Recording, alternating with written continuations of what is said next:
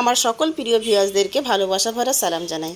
আজ আপনাদের সঙ্গে শেয়ার করব অনুষ্ঠান বাড়ির মতো ঝুরি আলু ভাজার রেসিপি।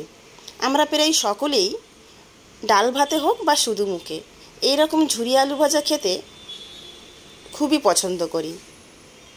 আজকে আমি যেভাবে ঝুরি আলু ভাজা বানিয়ে নিয়েছি, এইভাবে ঝুরি আলু ভাজা বানিয়ে নিলে যে কেউ খুব সহজেই অনুষ্ঠান বাড়ির মতো পারফেক্ট ঝুরি আলু ভাজা বাড়িতেই বানিয়ে নিতে পারবেন। আশা করছি একটু হলেও আজকের এই রেসিপিটি আপনাদের ভালো লাগবে।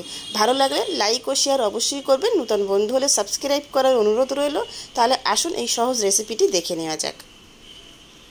প্রথমেই আমি এখানে মিডিয়াম সাইজের 5 পিস আলু নিয়েছি, নিয়ে ধুয়ে নিয়েছি। এবার ছিলে নেব।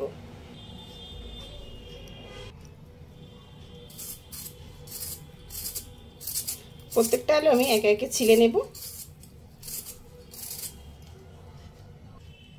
একটা আলু ছিলে নিয়েছি আমি, একটা বলে কিছুটা জল নিয়েছি, জলের মধ্যে দিয়ে দেব যাতে আলু কালো না হয়ে যায়। বাকি আলুগুলো সব ছিলে নেব।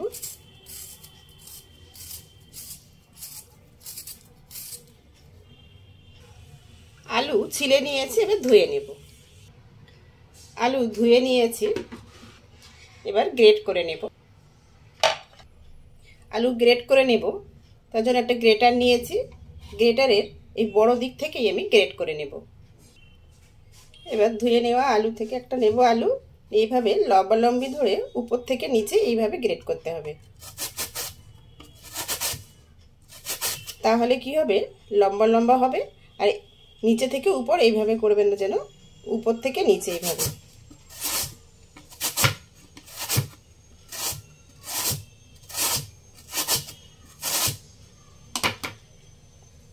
দেখুন খুব সুন্দর লম্বা লম্বা হচ্ছে। অল্প অল্প কিছুটা করে গ্রেট করব। আর একটা বাটিতে আমি কিছুটা জল নিয়েছি, জলের মধ্যেই দিয়ে দেব যাতে আলু কালো না হয়ে যায়। ভিজিয়ে দেব, আবার বাকিগুলো গ্রেট করব। এইভাবে অল্প অল্প করে গ্রেট করতে হবে, আর জলের মধ্যে দিয়ে দিতে হবে সঙ্গে সঙ্গে।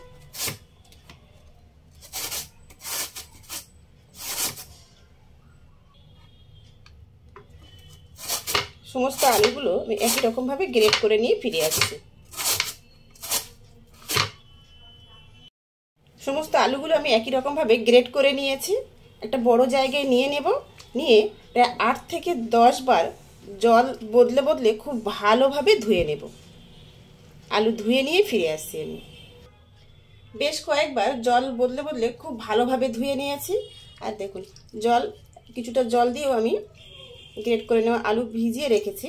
আর দেখুন একদম পরিষ্কার জলটা এসছে, তাহলে বুঝবেন যে আলু খুব ভালোভাবে ধোয়া হয়ে গেছে। যতক্ষণ না জল পরিষ্কার একদম স্বচ্ছ আসবে ততক্ষণ কিন্তু আলু ধুতে হবে। এই জলটাকে আমি ফেলে দেব। জল ফেলে দিয়েছি, এই আলুর মধ্যেই দেব ফ্রিজের ঠান্ডা জল। আর এই ঠান্ডা জল আলুর মধ্যে দেব কিছুটা আইস কিউব, যেহেতু এখন গরমের সময়, তাই আমি ফ্রিজেই রাখবো। ফ্রিজের নর্মাল পোর্শনে রাখবো। যদি শীতকালে ঝুরি আলু ভাজা বানান তাহলে এই নর্মাল রুম টেম্পারেচারে ঠান্ডা জলে বা আইস দিয়ে ভিজিয়ে রাখতে পারেন। আমি ঠান্ডা জল আইস দিয়ে এভাবে ফ্রিজের নর্মাল পোর্শনে রাখবো 1 ঘন্টার জন্য। যদি হাতে কম সময় থাকে অন্তত 30 মিনিটের জন্য এভাবে ভিজিয়ে রাখবেন। ফিরে এসেছি 1 ঘন্টা পর, ফ্রিজ থেকে আমি বার করে নিয়ে এসেছি। এবার এই ঠান্ডা জল ফেলে দেব। ঠান্ডা জল ফেলে দিয়েছি, একটা স্ট্রেনার নিয়েছি। আলুগুলো এইভাবে একটু চিপে চিপে একটা স্ট্রেনারের মধ্যে নিয়ে নেব।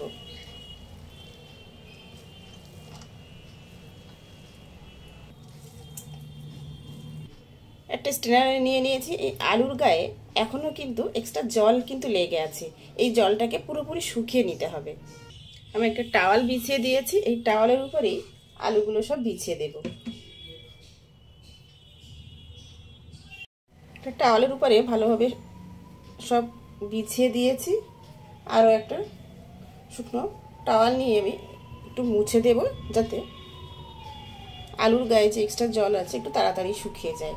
আর আমি কিছুক্ষণের জন্য একটু ফ্যানের হাওয়াতেও রাখবো। এসছি প্রায় 15-20 মিনিট পর, ওই ফ্যানের হাওয়াতেই রেখেছিলাম। দেখুন আলুগুলো একদম জল শুকিয়ে ঝরঝরে হয়ে এসছে।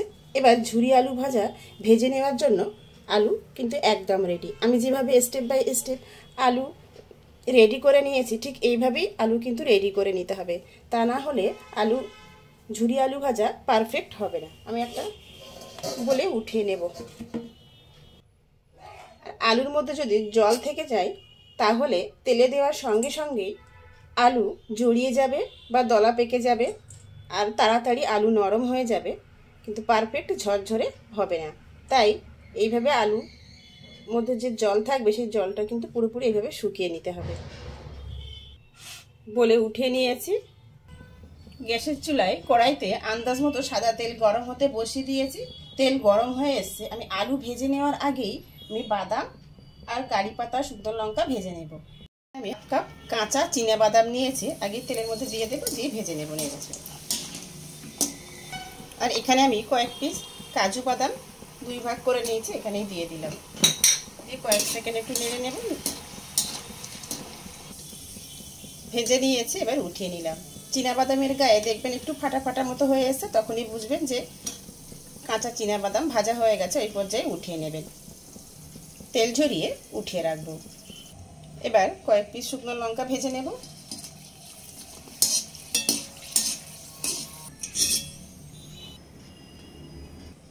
শুকনো লঙ্কা ভেজে উঠিয়ে নিয়েছে। এবার কারি পাতা ভেজে নেব। কারি পাতা, শুকনো লঙ্কা, বাদাম নিজেদের আন্দাজ মতো ভেজে নেবেন। আমি কারি পাতাগুলো ধুয়ে জল ঝরিয়ে জল শুকিয়ে রেখেছিলাম, এবার ভেজে নেব। বাদাম, কারি পাতা, শুকনো লঙ্কা যখনই ভাজবেন তেল গরম করে নিয়ে একদম লো ফ্লেমে ভেজে উঠিয়ে নেবেন। আমি একটা প্লেটে টিস্যু বিছিয়ে নিয়েছি। বাদাম, শুকনো লঙ্কা, কারি পাতা ভেজে সাইডে উঠিয়ে রেখেছি। এবার এই তেলের মধ্যে আলু ভেজে নেব। এবার খুব সাবধানে তেলের মধ্যে দিয়ে দেব গরম তেলে। 2 মুঠো পরিমাণ দিয়ে দিলাম। দিয়ে মিডিয়াম হাই ফ্লেমে ভেজে নিতে হবে নেড়ে চেড়ে।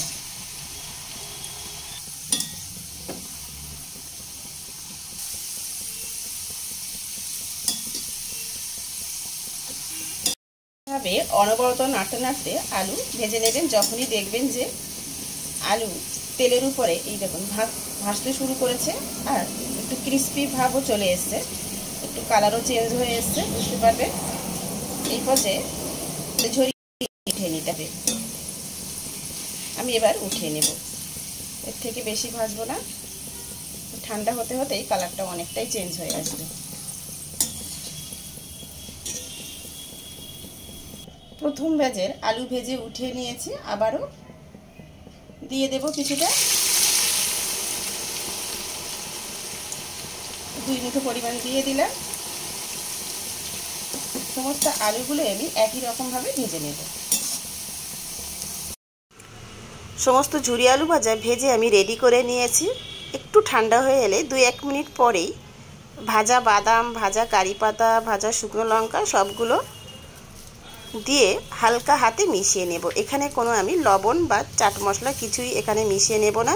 এগুলো আমি এইভাবে মিশিয়ে নিয়ে আমি একটা এয়ারটাইট কৌটোয় ভরে রাখবো। প্রয়োজন মতো কিছুটা প্লেটে নিয়ে আমি ওখানেই একটু লবণ, বিট লবণ স্বাদ মতো দিয়ে মিশিয়ে নেব। টিস্যুটা উঠিয়ে ফেলে দিলাম। আওয়াজ শুনে বুঝতেই পাচ্ছেন যে কতটা মুচমুচে হয়েছে।